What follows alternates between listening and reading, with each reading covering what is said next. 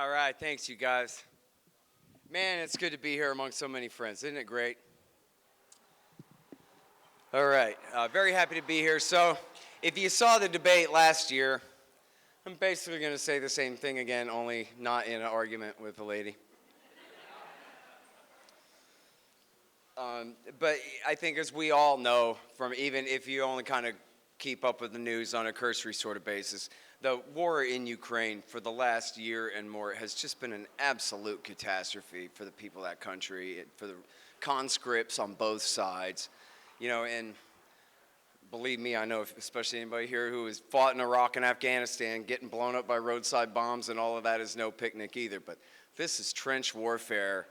Artillery and tank rounds and hand grenades on both sides, and young men just being blown to pieces by the tens of thousands. It's just horrible. And it's in Europe, and it's obviously, as everyone understands, a proxy war between not just major powers, but the majorist of powers, especially in terms of what really matters, hydrogen bombs. And it's essentially America and the entire Western alliance against Russia in this case. And instead of what I think any person, like if you just had, your auntie who maybe is not that political, like wouldn't she think that as soon as the fighting broke out last year that every diplomat in the world should be racing to try to get a ceasefire now and figure out the details later? That we can't have fighting 300 miles from Moscow right on Russia's western border. Whatever the fire is, put it out. But they didn't do that. And they said from the beginning, well, yeah, that's because we want the war to continue. Because we think it's in our interests and it's against Russia's interests. It'll help bleed them dry. It'll weaken Russia to the point where they'll never be able to try this again. That's what the Secretary of Defense said a year ago. So we want the war to continue on. We don't want to solve it. And when peace was on the table in just over a year ago in March and in April of 22, the Americans and the British intervened to stop it. And it's the greatest sin. It's unbelievable. It's as bad as anything they've done since Truman nuked Japan. I mean, it's the most irresponsible leadership. Seriously, Joe Biden and what his men have chosen to do here makes Iraq War II and the terror wars look like, run-of-the-mill responsible statecraft, which they certainly were not. But the level of danger here and for the level of justification is just got to be the most skewed ratio in foreign policy history. It's just unbelievable. It's like, using a full-scale invasion to regime change Grenada, right? Like, who's going to do that? So there's that. That's the baseline, is this really does matter. And I know that there's so much hype a year ago, and then the hype has kind of died down a little bit. But the level of concern should not really have waned just because we're getting used to it, that desensitization effect. And so we should really be doing as much as we can as the libertarian movement and just as decent human beings in America who don't have anything directly to profit from this thing, to rally all opinion that we can and all forces and groups and alliances that we can make with anyone we can to try to stop this thing as fast as possible. And yes, this war was provoked. It's kind of a tell, isn't it, when they say, like it's hypnosis, right? It's this mantra, unprovoked attack, unprovoked attack. For some of you older people, you remember, previous slogans like white separatist Randy Weaver. Right, you cannot just say, widower, Randy Weaver, right? You have to say what is so bad about this guy. And they just say, unprovoked attack, unprovoked attack. And it's such an obvious tell. They provoked it. And they know that that's what's at issue. Now, everyone here understands that the Russians increased the war by however you measure it, thousands of percents. But the war had been going on for years. And it wasn't Vladimir Putin who started it. It was Barack Obama. And it was that war that ended up the failure of the West and Russia to be able to resolve that conflict is what led to the vast increase, you could say, in that same fighting that we saw at the beginning of last year. And so, and I do not argue, to be very clear, that the war was justified any more than I argue, as I've been arguing for 20 years, that Al-Qaeda's war against the United States was provoked. It's not a matter of justifying what they're doing. It's simply a matter of explaining to my fellow countrymen what the true motive of the people who are fighting against us is, so we can understand how better to fight it. In the case of the war on terrorism, for example, they said, well, they hate us because of how innocent we are, and since obviously we're not going to change that, the only thing we can do is just kill them all until they finally give up. And that was the best anyone could come up with. We'll just have to invade country after country.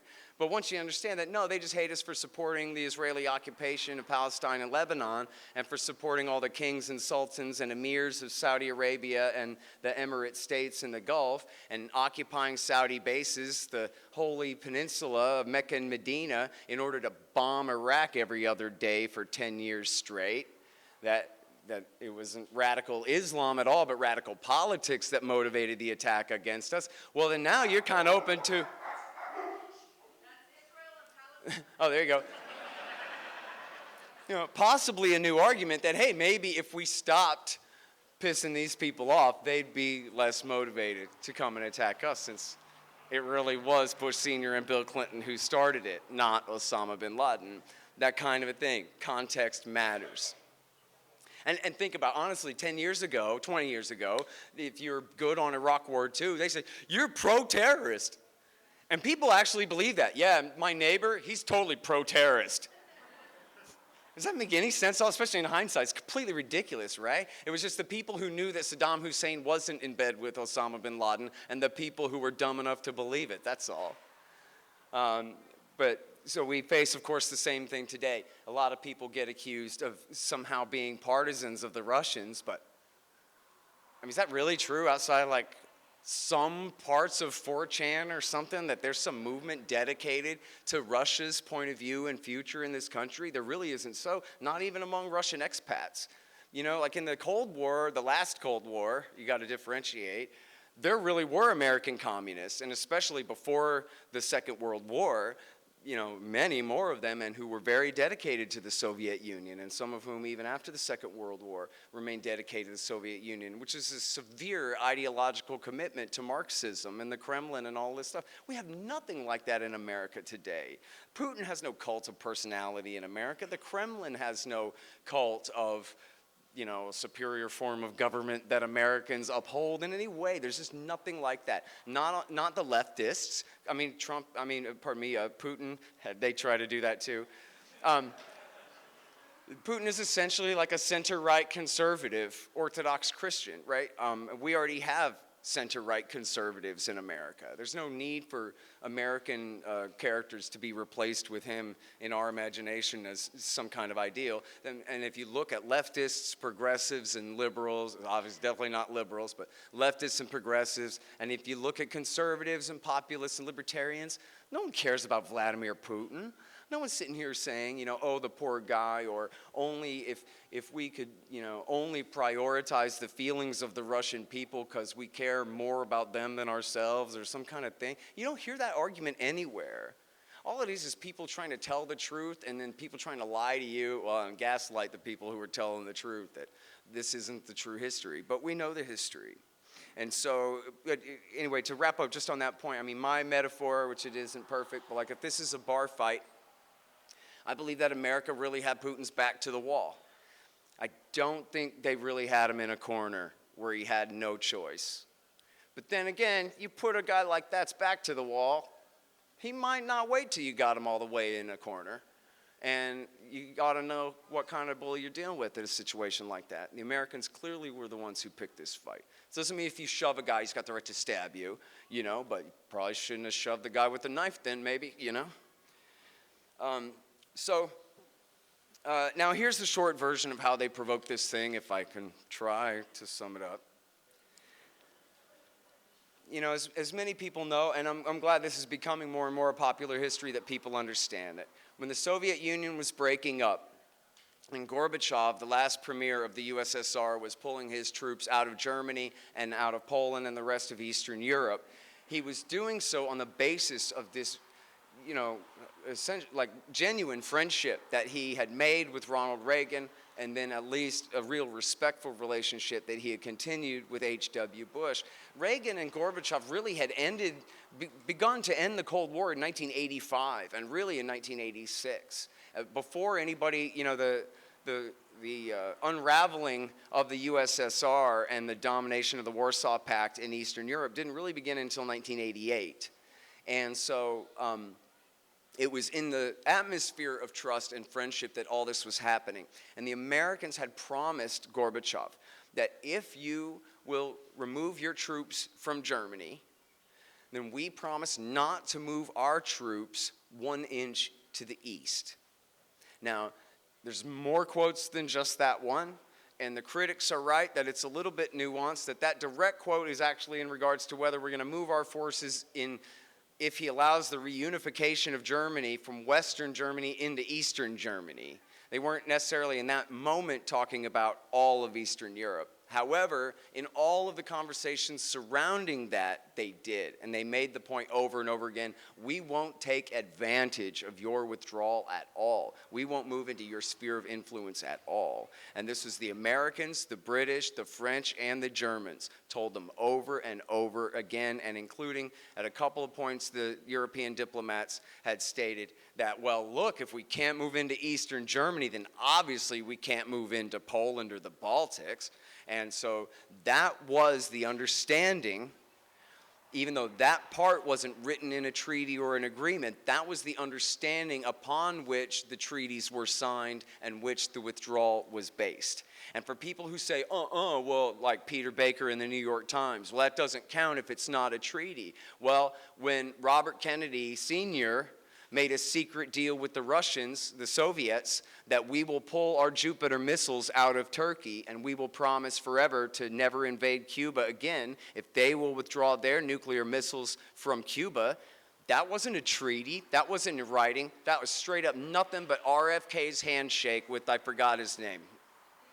And based on that security guarantee, we've never invaded Cuba again ever since then. And we never put mid-range missiles back in Turkey either.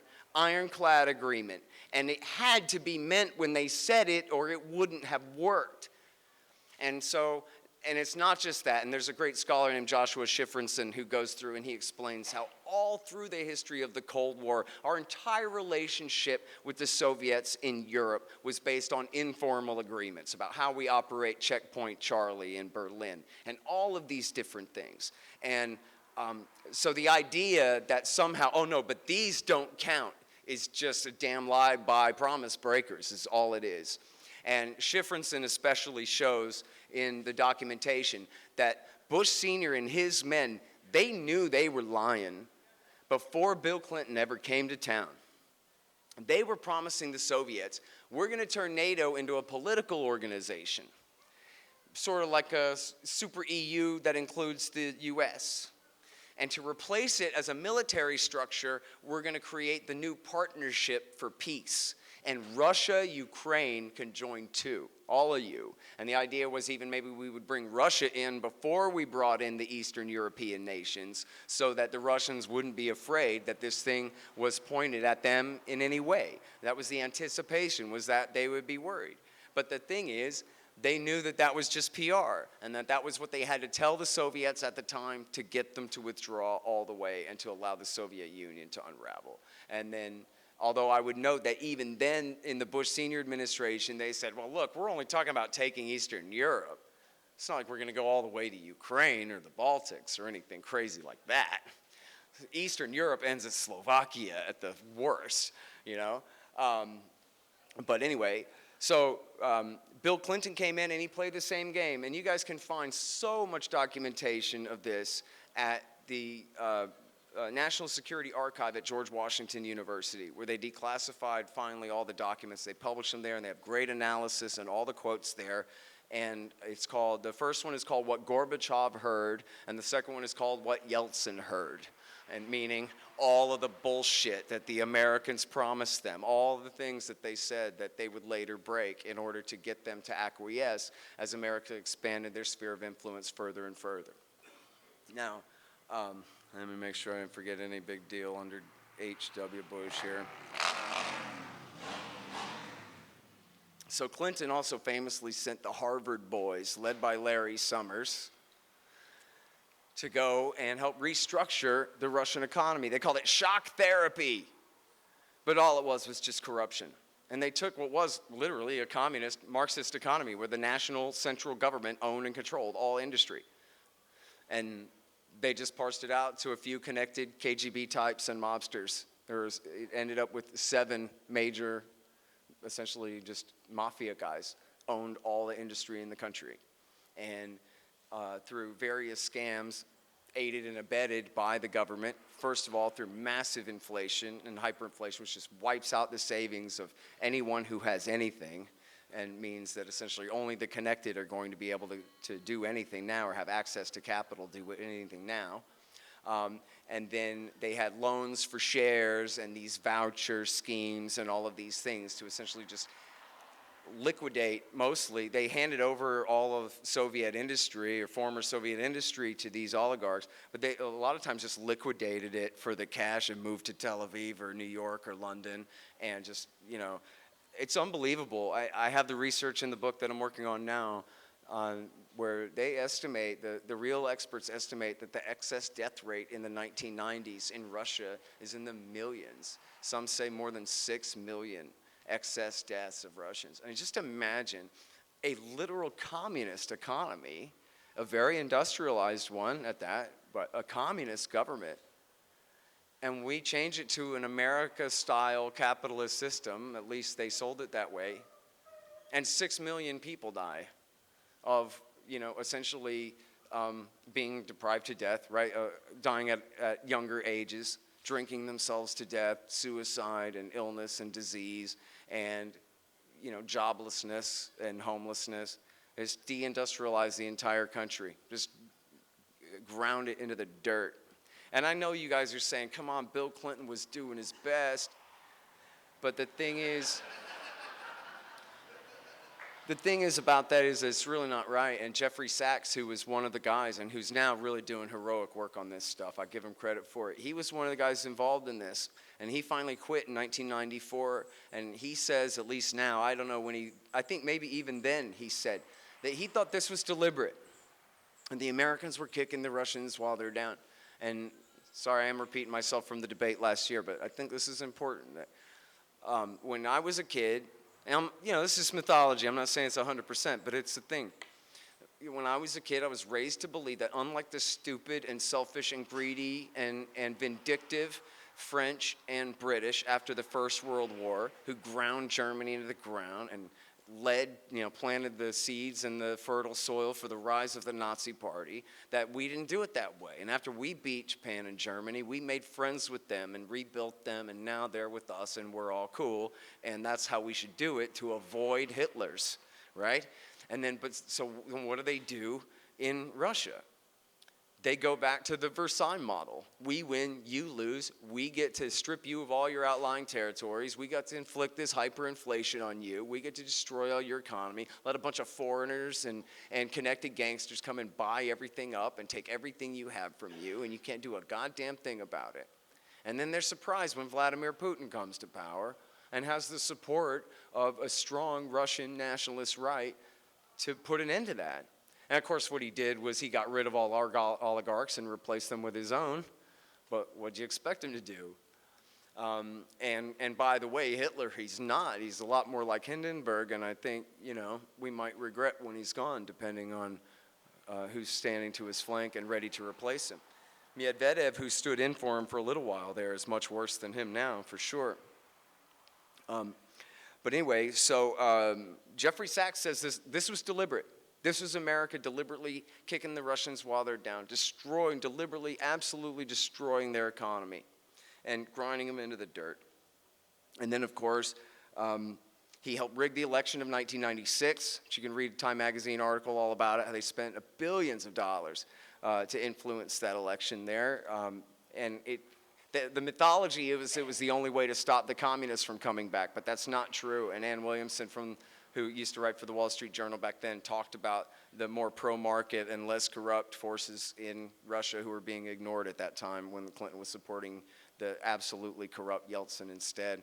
And why were they trying to throw him out already? I mean, he had to essentially violently put down the election results in 1993, or at least the parliament's will in 1993, because they already wanted rid of him after just a year and a half, 2 years in power. And here in the election 96, Kathy Young was like, that's Bill Clinton being nice, helping Yeltsin be reelected. But I'm like, yeah, but that wasn't what the Russians thought. They felt like America was inflicting this guy on them.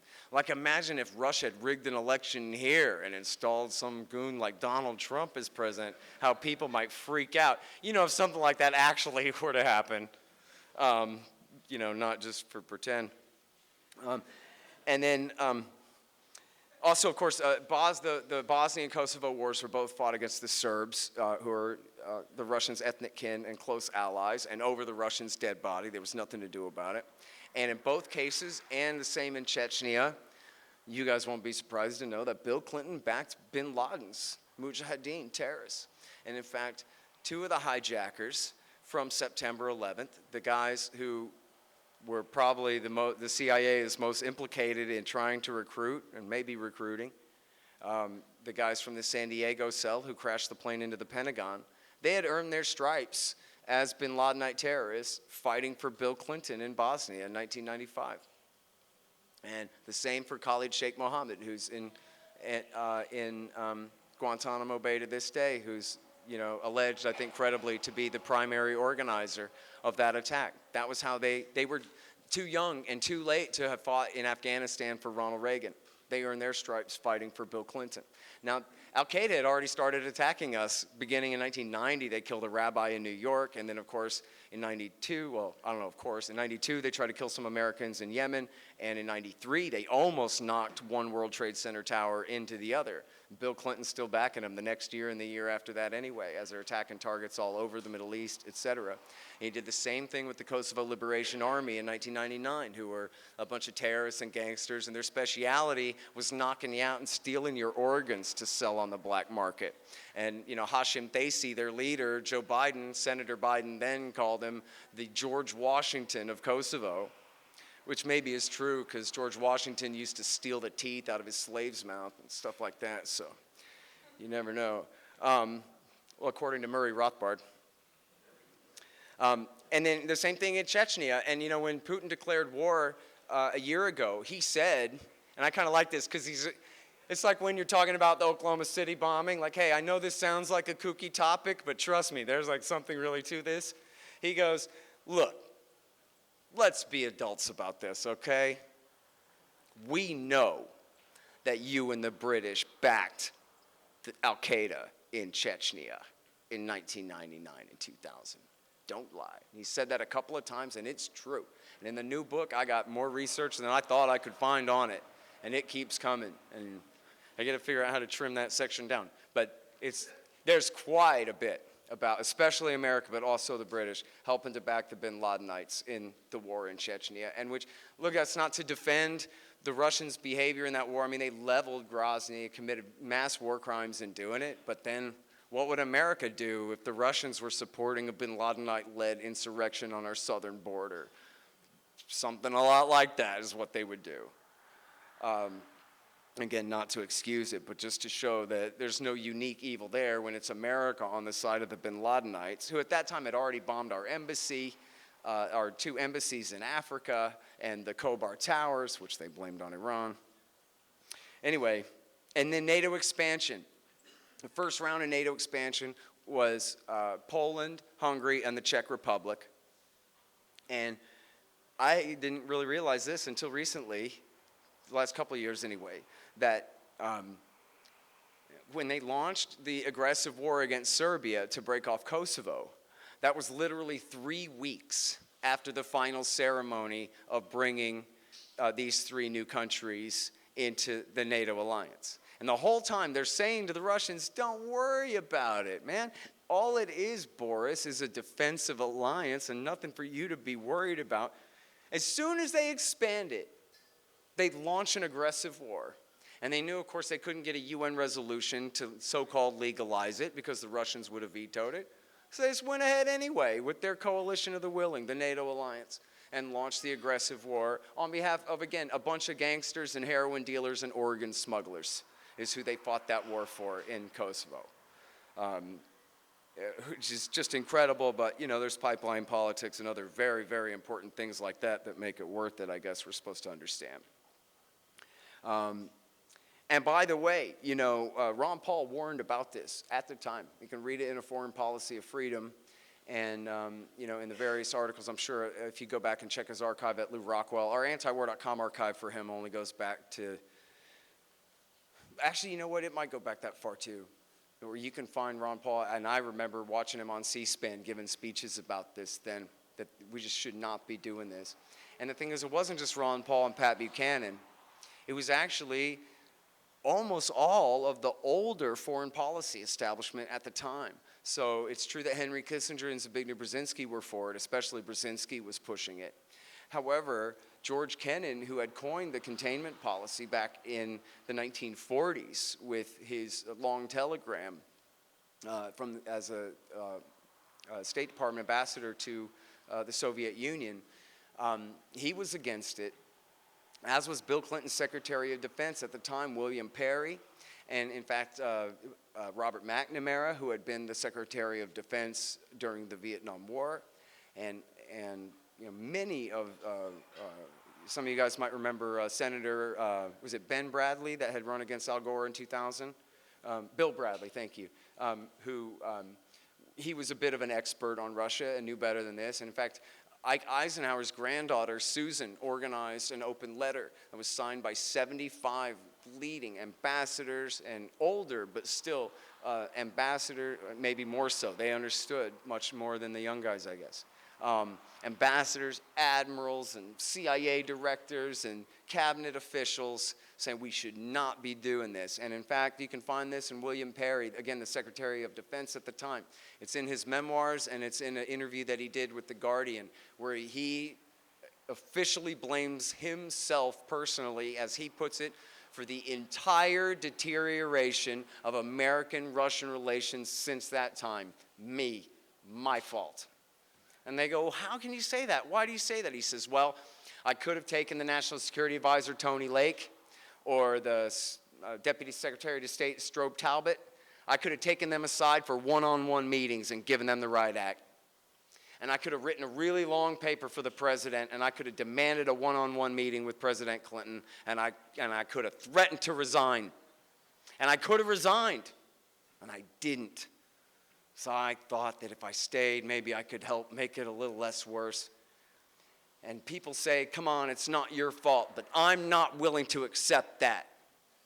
It is to my fault, says the Secretary of Defense under Bill Clinton, taking responsibility for failing to stop Bill Clinton from this madness when he knew good and damn well not to do it.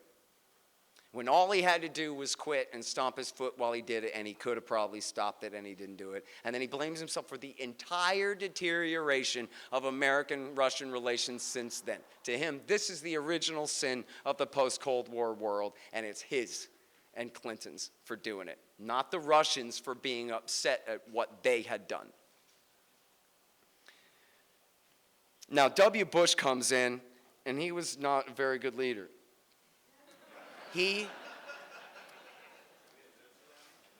Well, I got a few.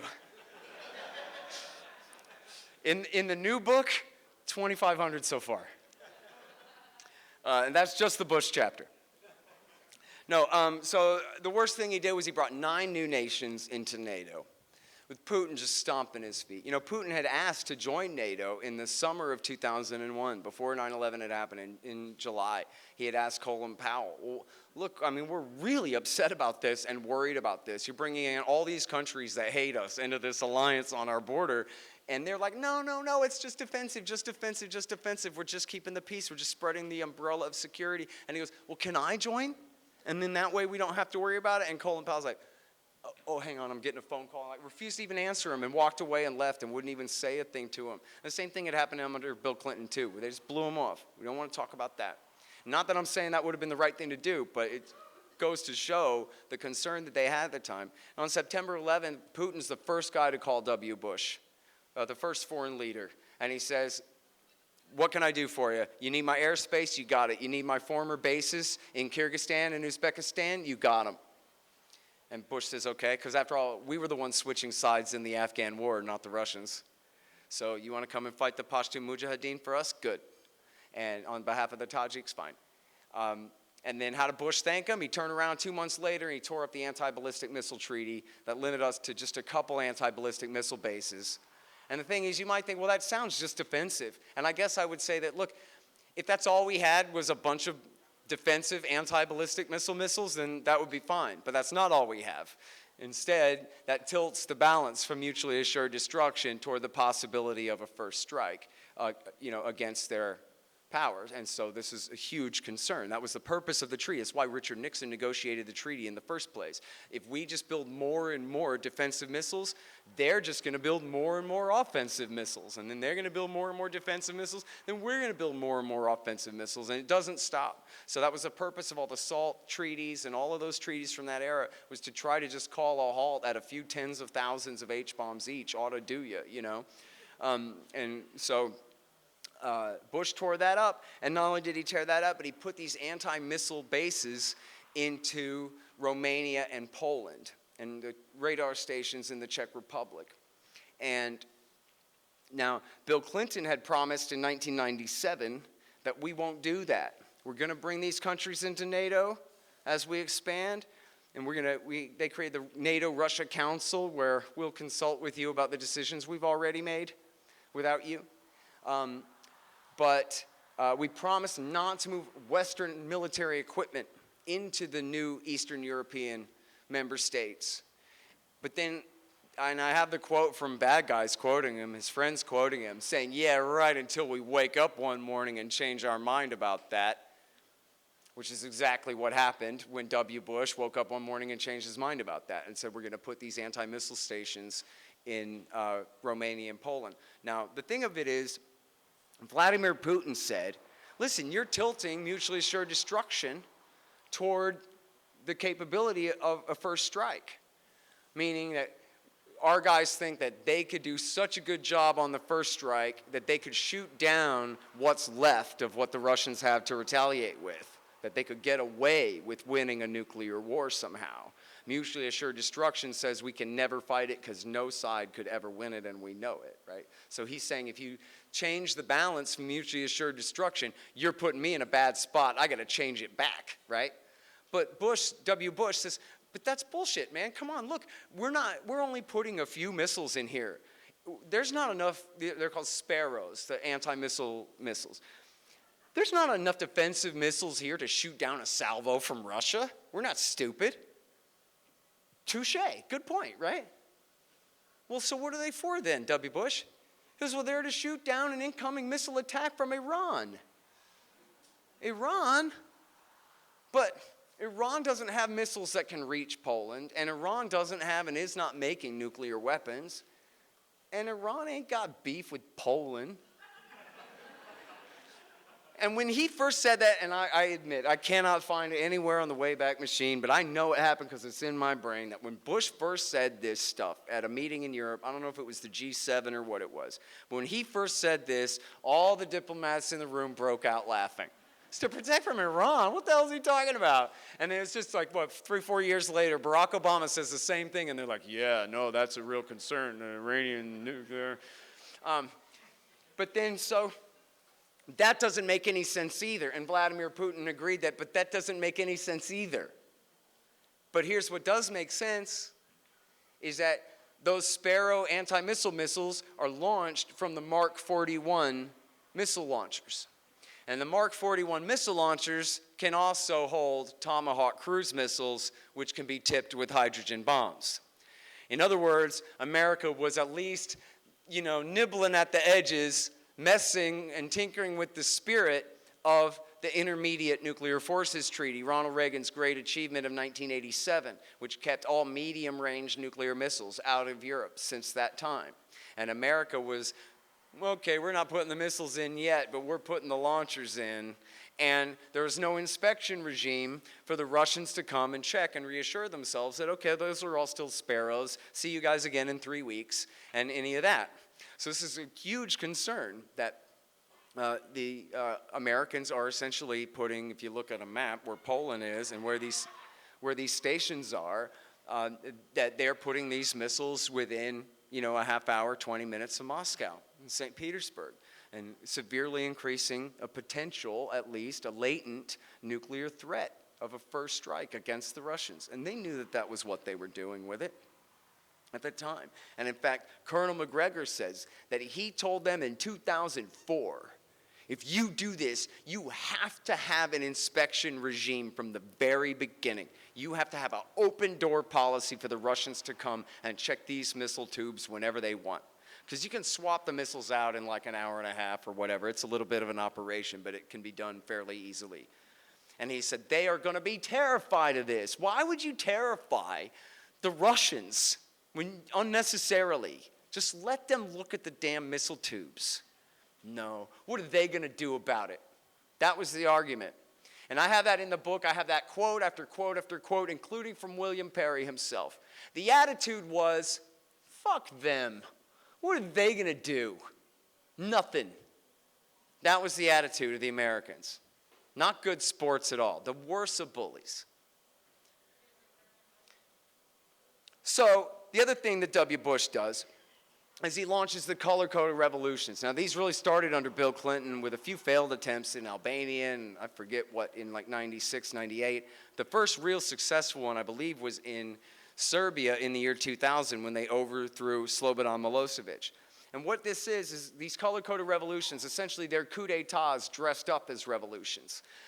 The Americans come in, led by the National Endowment for Democracy and USAID, in partnership with the major, they call them non-governmental organizations, the NGOs, and I'm sorry I forget who I'm plagiarizing with this, but I didn't make it up, but I like it. They call them next to government organizations, which is probably a little bit closer to the truth, and this is, essentially deniable type operations. This is more or less clandestine ops in the open, right? And it's George Soros and Pierre Omidyar more and more nowadays, sponsor these massive foundations that pour millions of dollars into so-called independent media, but of course that just means the side that the Americans want to back and want to win.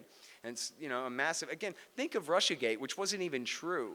The freak out that the Russians have bought a few Facebook ads that might have added a hair to the scale in favor of Trump just sent people absolutely ballistic. I mean, we're talking about, we're the Americans and we're here with $600 million to make sure that democracy prevails.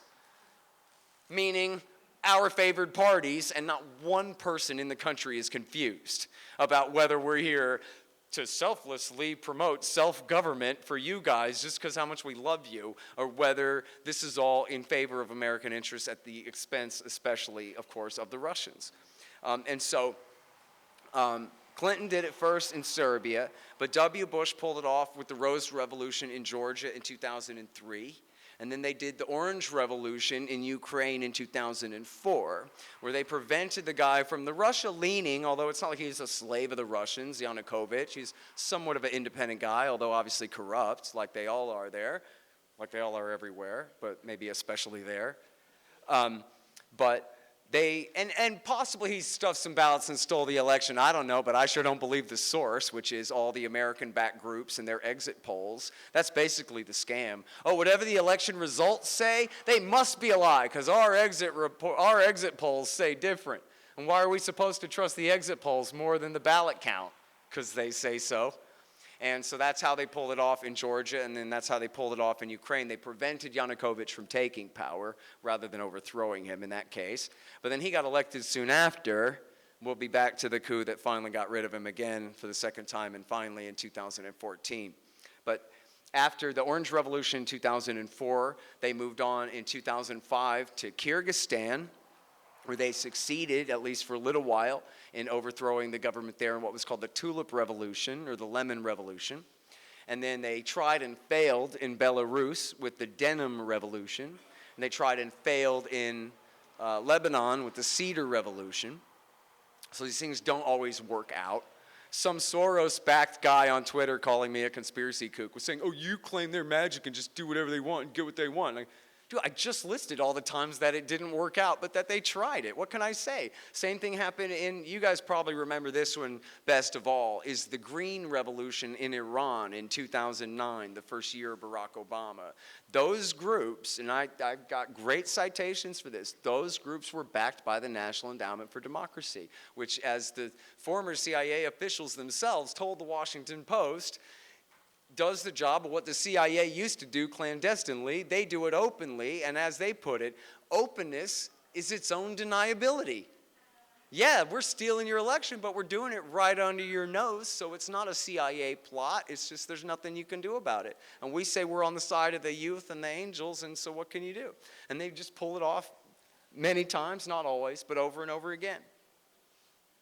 And now, let me make sure I don't miss anything. So yes, importantly, the last major point on W. Bush here is the Bucharest summit in 2008. It's his last year in office.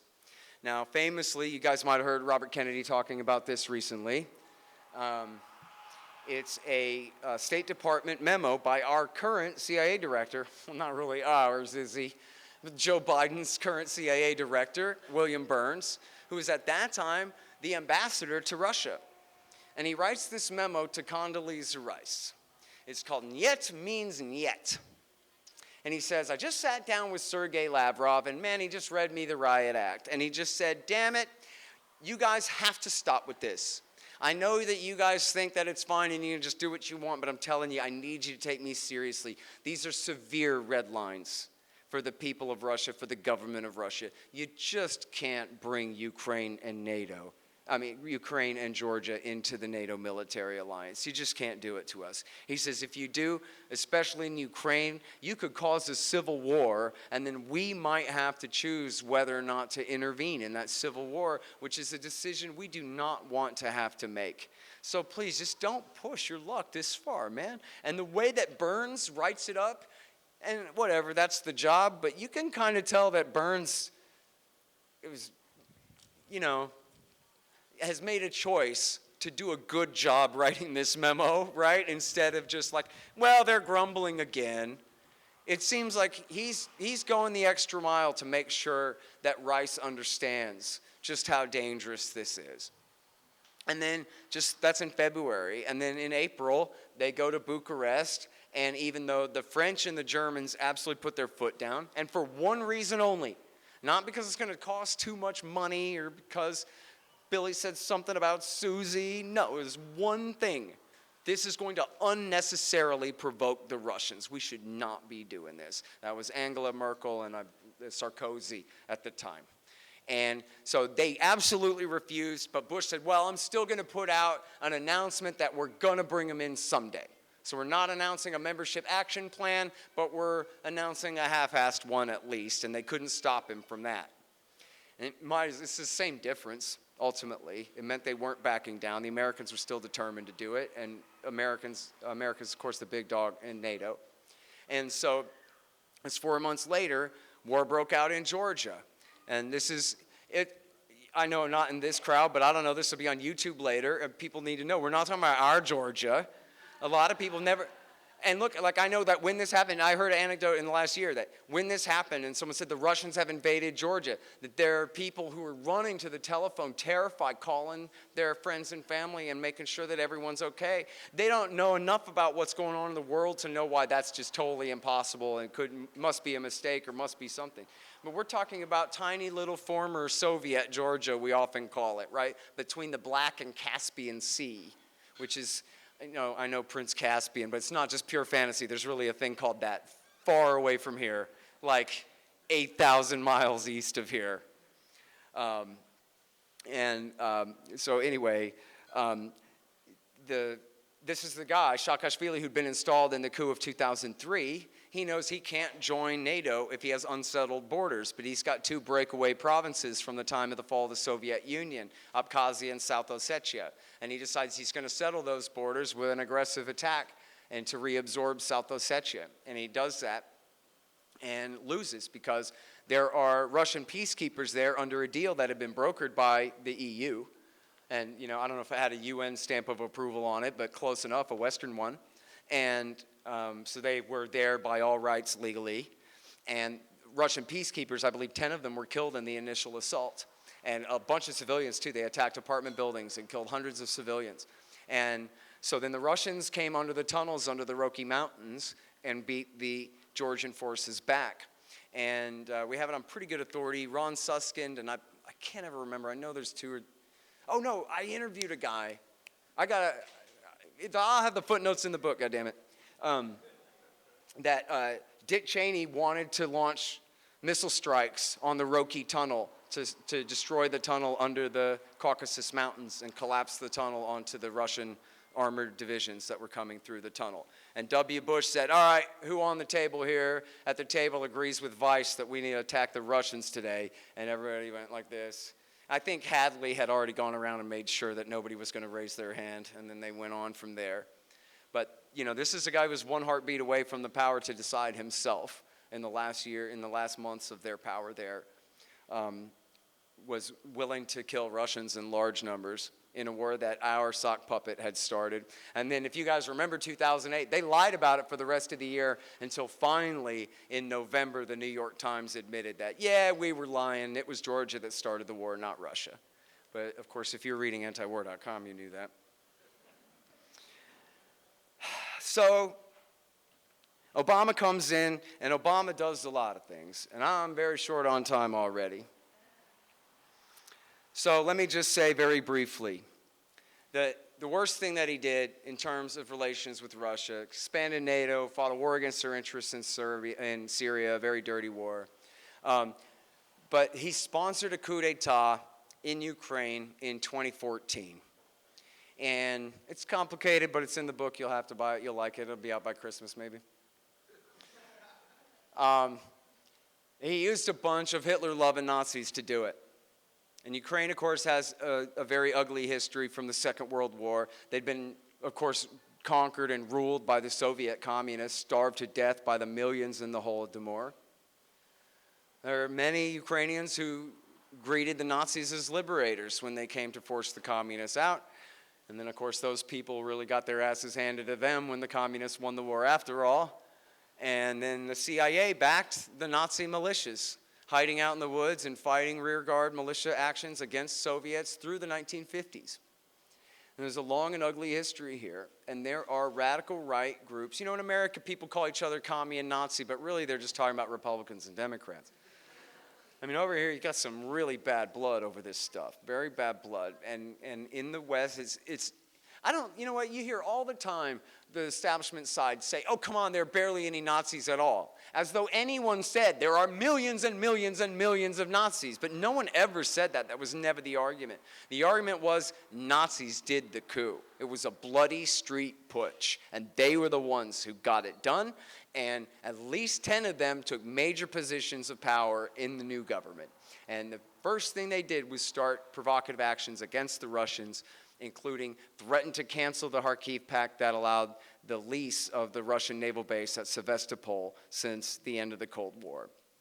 And so that was what caused, and it was the primary provocation that caused Russia to seize the Crimean Peninsula and annex it in 2014, and then to make their move and support their friends in declaring autonomy and sort of pseudo-secession in the far east of the country a few weeks and a month later. And then America, under Barack Obama, we know that he absolutely green-lighted it, perhaps ordered it. John Brennan came to Kiev, was outed, I think, by USA Today for coming to Kiev and ordering America's new sock puppet regime to launch what they called a war on terrorism, as they attacked the people in the east of their own country and started this bloody war. And I went way over time on that H.W. Bush stuff, I guess, so I'm short on it. But I just, try to add here. If you think about the analogy for a minute, I think it's a fair one. If the Soviet Union had won the Cold War, Ronald Reagan had bankrupted us with his military spending more instead of the other way around. And the Soviets had expanded their military alliance into Western Europe. And then they had expanded their military alliance even into the Caribbean and into Latin America. And then they did a coup d'etat in Canada. And they used a bunch of Hitler-loving Nazis to overthrow the government in Ottawa. And then the new government in Ottawa declared a war on terrorism and started bombing Vancouver when the people of British Columbia refused to accept the rule of the new coup junta. They started threatening to kick us out of our naval bases in Alaska. The United States would invade Canada, crush the new regime in Ottawa, and probably nuke Moscow. And that's the fact. We expect, somehow our leaders expect, that we can put the shoe on the other foot in that scenario with Vladimir Putin, who, by the way, is the most vicious and dangerous psychopathic dictator on the planet since David Koresh. And he'll just have to sit there and take it, because what's he going to do about it? He wouldn't possibly do what a psycho might do and thermo-nuke our capital cities. When that's what our guys would do, and they're on the side of the angels, they're sure. So I'm sorry, if you missed the speech yesterday, my guy Kyle Anzalone from the Institute gave an absolutely incredible speech about Russiagate, what an absolute hoax it was, and how successful it was at hamstringing Trump and preventing him from making peace with Russia, which was the one of the few very positive things on his agenda, and which was one of the things that made the establishment panic about him the most. And it was an incredible speech, so if you missed it, please go and check it out on the YouTube later. It was absolutely fantastic, the way he covered that whole thing. I couldn't add a word to it, and I did steal a few footnotes. And of course, Biden is bad on all of the above, and all along too. And he came into power, and he spent his entire first year in power in 2021 provoking the Russians and making wild promises to the Ukrainians, again announcing and reaffirming we're going to bring them into NATO, that we are going to normalize their military relationships with ours. I always forget the word for it, the normalization, the whatever the hell, integration of their military forces with ours. And I have it on good authority, not my own, but like real smart diplomat, career negotiators. And from this government, like Chas Freeman, for example, who went with Nixon to China, right? This guy said to me, when Putin introduced his proposed treaty in December of 2021, that it was not perfect, and no, America should not have just rolled over and signed whatever their demands were on the bottom line or whatever. It really wasn't that objectionable, but it was absolutely a reasonable basis for discussion and agreement and negotiation and compromise to prevent this war. And the Americans did not want that. They wanted war, and they said it. We would rather try to replicate Afghanistan by bogging the Russians down in this thing. So we spent about double what they have so far, so who's bogging down who? Be a real good question. And I'm sorry I'm all out of time for you guys with this, but I do go on. That's why the new book is already 753 pages. Seriously. But at least when it's done and nobody reads it, it will have within it all that you need to know. Thank you, guys.